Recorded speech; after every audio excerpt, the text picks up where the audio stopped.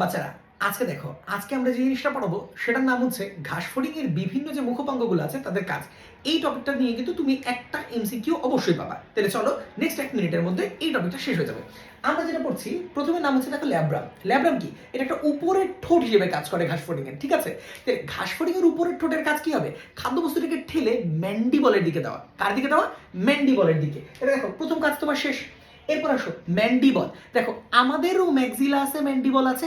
ম্যান্ডিবলের কাজটা কি ভাই? ম্যান্ডিবলের কাজটাই হচ্ছে খাদ্যবস্তুকে কেটে ছোট করা। তাহলে ম্যান্ডিবলের কাজ কি হবে? খাদ্যবস্তুকে কেটে টুকরো করা। এমসিকিউ কাজটা যেন ভুল না যায়। এরপরে দেখো ম্যাক্সিলা। ম্যাক্সিলার কাজ কি?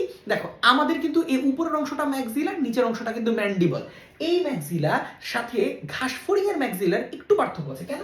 কারণ ঘাসফড়িং এর যে ম্যাক্সিলা ওটা না ম্যান্ডিবলের নিচে থাকে। এখন স্বাভাবিক, তুমি একটু চিন্তা করো, ওর ম্যান্ডিবলটা এই উপর থেকে ডান থেকে বামের দিকে এসে খাদ্যবস্তুকে কাটে। তাহলে খাদ্যের টুকরা নিচে পড়ে যেতে পারে। নিচে পড়ে যেতে যেন না পারে, খাদ্যবস্তুর হরণ প্রতিরোধের কাজ করে ম্যাক্সিলা। খুবই ইম্পর্টেন্ট কাজ ভাই, মনে জানি থাকে। তারপর আসো ল্যাবিয়াম। ল্যাবিয়ামের কাজটা কি ভাই?